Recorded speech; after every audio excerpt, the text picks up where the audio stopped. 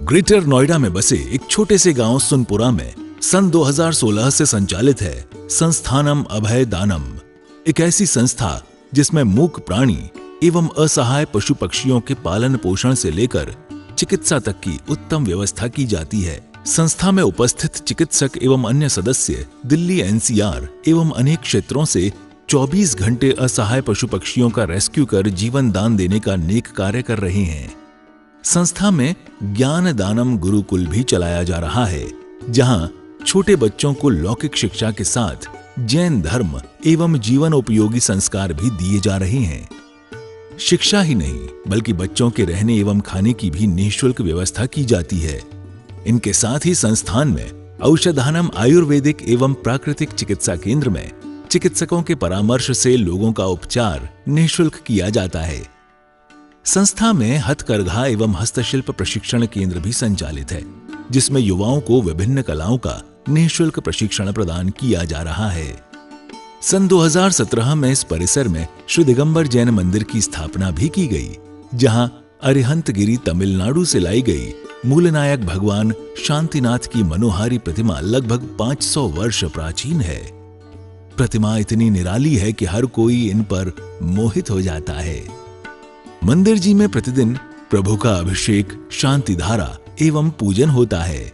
वर्तमान में पशुजन्य दुग्ध पदार्थ क्रूरता मुक्त न होने के कारण यहाँ अभिषेक हेतु वनस्पति जन्य विकल्पों जैसे कि नारियल जल, पुष्प एवं फलों के रसों का प्रयोग किया जाता है।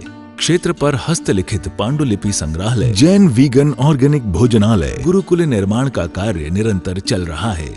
यदि आप भी ऐसे मनमोहक स्थान संस्थानम अभयदानम के किसी भी कार्य एवं क्षेत्र में सहयोग देना चाहते हैं तो संपर्क करें 9868356946 9329322040। आचार्य श्री उमा स्वामी विरचित तत्वार्थ सूत्र पाठशाला। मंगल आशीर्वाद परम पूज्य आचार्य श्री 108 श्रुत सागर जी महाराज, परम पूज्य आचार्य श्री 108 प्रमुख सागर जी महाराज। प्रेरणा स्रोत परम पूज्य मुनि श्री 108 प्रणम्य सागर जी महाराज एवं परम पूज्य पाठशाला प्रणेता मुनि श्री 108 हनुमान सागर जी महाराज। नमन करता स्वर्गीय श्री उमाशंकर जैन गाजियाबाद वाले।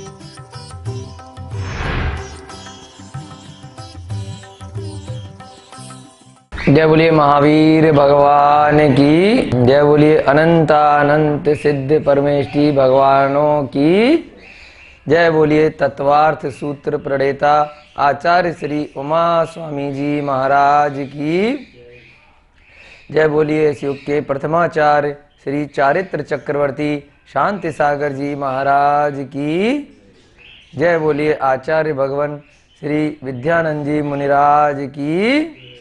सभी को जय दु जड़ंदो, जय जिनेन्द्र। हम लोग जैसे आपको पहले बताया था कि प्राकृत में जय जिनेन्द्र को जय दु जड़ंदो बोलते हैं। प्राकृत हमारे जिन आगम की मूल भाषा है, तो हमें कुछ कुछ शब्द प्रतिदिन के अभ्यास में जितना संभव हो सके हमें प्राकृत में बोलने का अभ्यास करना चाहिए। तो उसी श्रृंखला में हमारे गुरुजी श्री अनेकांत जैन सर जो हैं, उन्होंने ये हमें सिखाया था कि आपस में जय जिनेन्द्र के साथ साथ जय दु जड़ंदो भी बोलना चाहिए। तो इसी श्रृंखला में हम लोग आप सबसे भी आग्रह करते हैं कि आपस में, जिससे कि जय जिनेन्द्र बहुत अच्छे से प्रचलन में आ गया, आप लोग जय दु जड़ंदो बोलिए। तो लोग पूछेंगे कौन सी भाषा है, आप बताइए उनको प्राकृत है। तो उसके बाद प्राकृत का भी कोर्स बहुत अच्छे से अब कई विश्वविद्यालय कर रहे हैं। हमने भी किया है जयपुर से अपभ्रंश साहित्य अकादमी में, और आप लोगों को भी करना हो तो आप लोग भी करिए। बहुत सारे कोर्स चल रहे हैं। मुनिवर्सिटी पड़म सागर महाराज जी भी बहुत प्राकृत के अभ्यास में कई प्रकार के कोर्स निकाले हैं। आप लोग ऑनलाइन भी कर सकते हैं, ऑफलाइन भी कर सकते हैं। कई विश्वविद्यालय हैं, कई जगह डिप्लोमा कराया जा रहा है। तो अपनी जिन आगम की जो मूल भाषा है, जितने भी ग्रंथ हैं, जितनी भी पांडुलिपियाँ हैं, अधिकतर आज भी प्राकृत में ही मिलती हैं। तो आप लोग उसका भी जरूर अभ्यास कीजिएगा। बात चल रही है तत्वार्थ सूत्र की। ये संस्कृत भाषा का ग्रंथ है। संस्कृत और प्राकृत में थोड़ा सा फर्क है। प्राकृत बोली की भाषा थी, जब आम जनमानस बोला करता था। प्राकृत विद्वानों की लेखनी की भाषा थी। तो इसको वेदों की भाषा भी कहा गया है।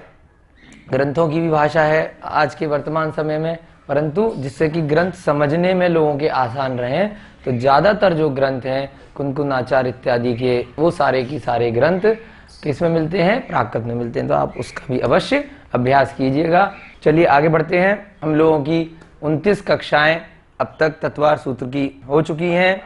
आज बहुत अच्छा दिन है। 30वीं कक्षा आपकी आज प्रारंभ होने जा रही है। अब तक हमने दूसरे अध्याय में, जिसमें कि आपके जीव का वर्णन चल रहा है, ये जो जीव है कौन कौन सी गतियों में हो सकता है और उसके क्या भाव थे, पहले हमने देखा आत्मा के। और अब अंत में हमने 30वें सूत्र तक हम पहुंच गए हैं बहुत जल्दी, जिसमें हमने आहारक और अनाहारक की चर्चा कल की थी। उसको रिवाइज करेंगे थोड़ी देर में। उससे पहले हम प्रतिदिन की भांति, जिससे कि आपको जो मूल सूत्र हैं उसका वाचन किस प्रकार करना है ये भी साथ साथ आए, तो हम प्रतिदिन कोशिश करते हैं कि मंगलाचरण करते हैं। उसके बाद उस अध्याय के जितने सूत्र हो गए हैं उनको जल्दी जल्दी याद करने का प्रयास करते हैं। आप अगर प्रतिदिन प्रयास करेंगे तो कुछ ही महीने में आपका जितना क्षयोपशम है उसके हिसाब से आपको सारे की सारे सूत्र याद भी हो सकते हैं। कोई इसमें दिक्कत वाली बात नहीं है। चलिए मंगलाचरण करेंगे सबसे पहले, फिर दूसरे अध्याय के जो सूत्र हैं वो सारे की सारे हम रिवाइज। मोक्ष मार्गस्य नेतारम वेतारम कर्म भूभृताम ज्ञातारम विश्व तत्वानां वंदे तद्गुणलब्धये वंदे तद्गुणलब्धये वंदे तद्गुणलब्धये।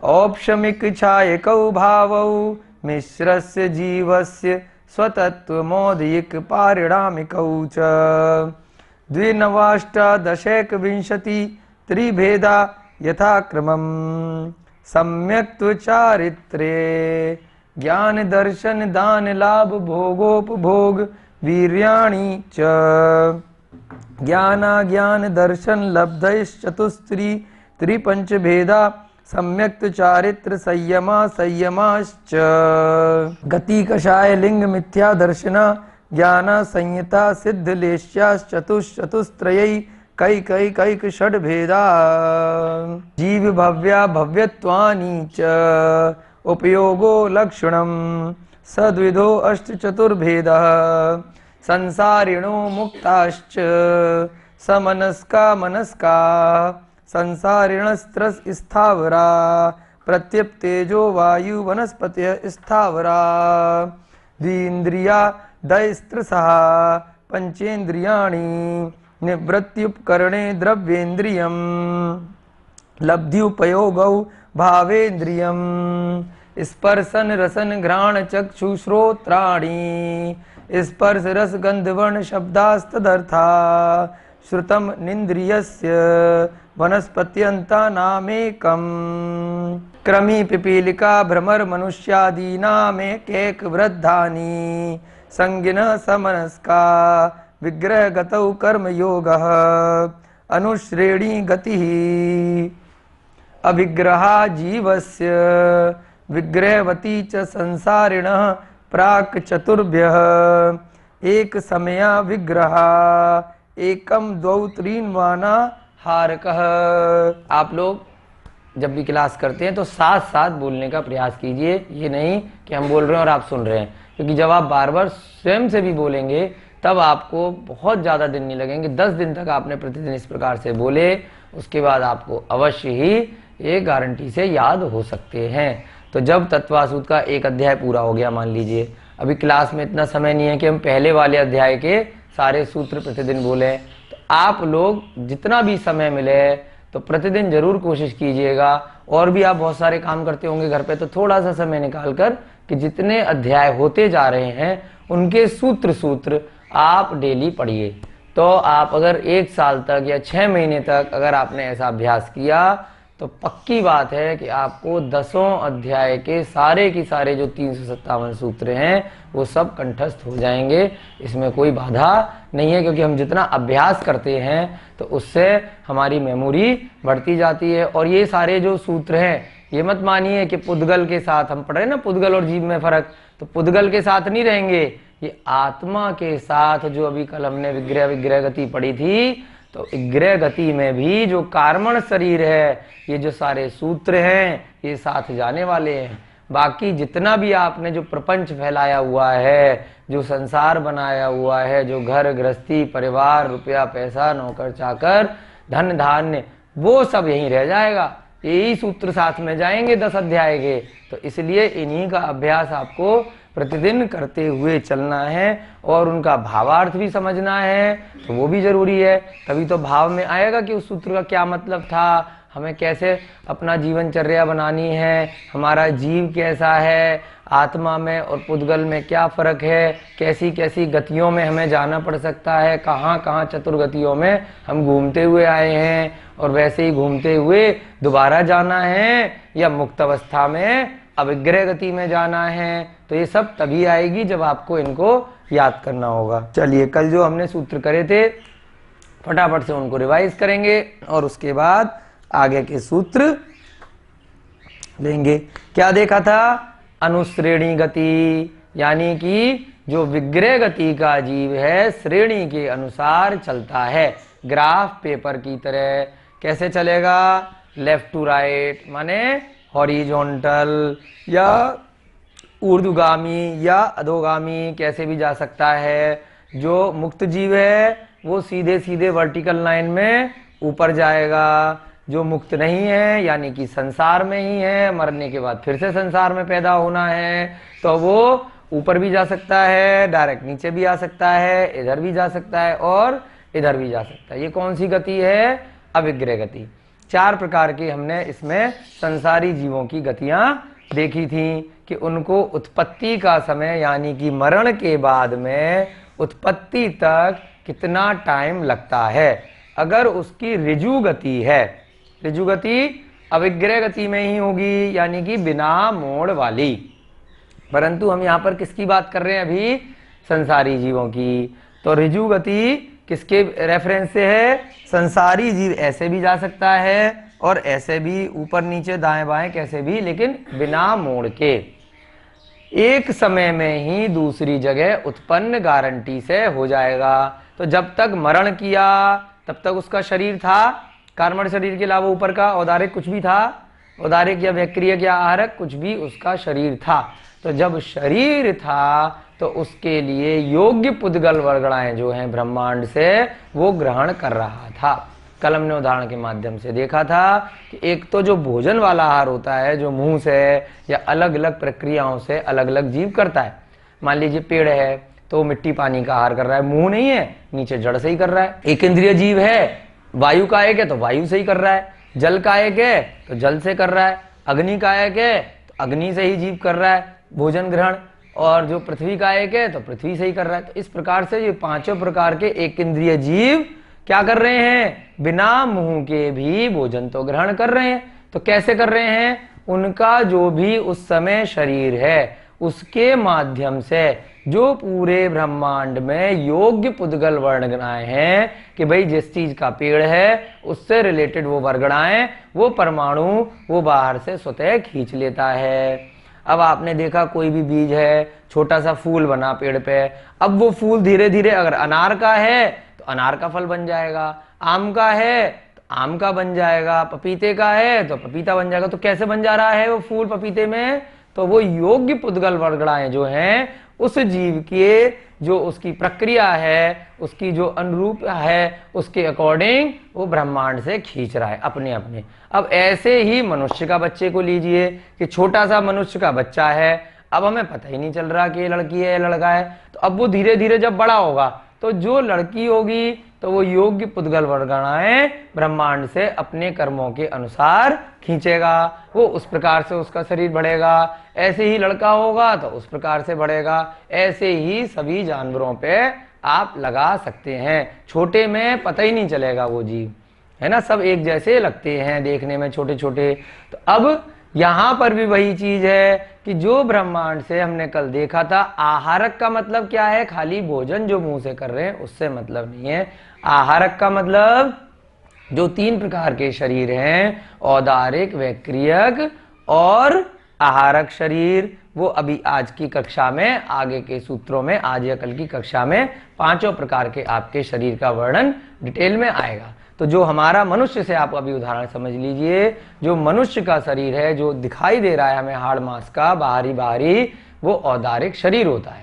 तो वो शरीर जरूरी नहीं है कि हम खाना मुंह से खाएं, उसके बाद भी जब तक भी वो शरीर है, यानी कि आत्मा से वो शरीर जुड़ा हुआ है मृत्यु के अंतिम क्षण तक, तब तक भी वो कुछ ना कुछ बाहर से योग्य पुद्गल ग्रहण कर रहा है, जिसकी वजह से दिख रहा है कि इस शरीर में चेतना है। चेतना जबकि किसमें है? आत्मा है। शरीर क्या है? औदारिक शरीर, पुद्गल है। लेकिन क्या बोला उसको शास्त्रों की भाषा में? कि आहार ले रहा है। भले ही जरूरी नहीं है कि उसने कितने दिन पहले आहार लिया हो, मरण से पहले, बहुत दिन से उपवास चल रहा हो या सुबह लिया हो, 24 घंटे आहार चलता है। सोते में भी चल रहा है, दिन में जागते में भी चल रहा है, कार्य करते में भी चल रहा है। कैसा वाला आहार चल रहा है? जो आहारक है, यानी कि ब्रह्मांड से योग्य पुद्गल वर्गणाएं हैं, वो स्वतः ले रहा है। अब जब नहीं ले रहा है, उसको क्या बोला अगले सूत्र में? अनाहारक। कब नहीं लेगा? किस समय नहीं लेगा? बस जब अंतिम क्षण होगा, जब मरेगा, और अगर वो घूमते हुए विग्रह गति में कहीं दूसरी जगह उत्पन्न हो रहा है। प्राकृतिक वातावरण में स्थित है। यहाँ बहुत सुंदर हसमुख प्रतिमाएं, नेमिनाथ भगवान की, मुनीश्वरनाथ भगवान की दर्शन करके मन प्रफुल्लित हो जाता है। यहाँ पे गौशाला चल रही है, पशु पक्षियों के लिए प्राकृतिक वातावरण है, और खाने की भी यहाँ उत्तम व्यवस्था है। बहुत ही अच्छा लगा, बार बार आने का मन कर रहा है। तीर्थंकर लेनी आना चाहिए। सभी जैन बंधु यहाँ पधारे और दर्शन करके अपने आप को कृतार्थ माने, धन्य माने। नदी के अंदर से ये प्रतिमा निकली है, ये पूरा मंदिर नदी में से निकला है। आप सभी को यहाँ के दर्शन करने चाहिए और जरूर से आना चाहिए। यहाँ पे गौशाला और हथकरघा का काम भी चलता है, और बहुत ही अतिशयकारी प्रतिमा है, बहुत ही सुंदर, जिसको देखते ही मन ऐसा करता है कि बार बार यहाँ मंदिर आए और बार बार दर्शन करें। प्रतिमा इतनी अतिशयकारी है कि दोबारा वापस मंदिर फिर दर्शन करने आए हम लोग। आचार्य श्री उमा स्वामी विरचित तत्वार्थ सूत्र पाठशाला। मंगल आशीर्वाद परम पूज्य आचार्य श्री 108 श्रुत सागर जी महाराज, परम पूज्य आचार्य श्री 108 प्रमुख सागर जी महाराज। प्रेरणा स्रोत परम पूज्य मुनि श्री 108 प्रणम्य सागर जी महाराज एवं परम पूज्य पाठशाला प्रणेता मुनि श्री 108 हनुमान सागर जी महाराज। नमन करता स्वर्गीय श्री उमाशंकर जैन गाजियाबाद वाले। प्रायोजक ज्ञान दानम गुरुकुल।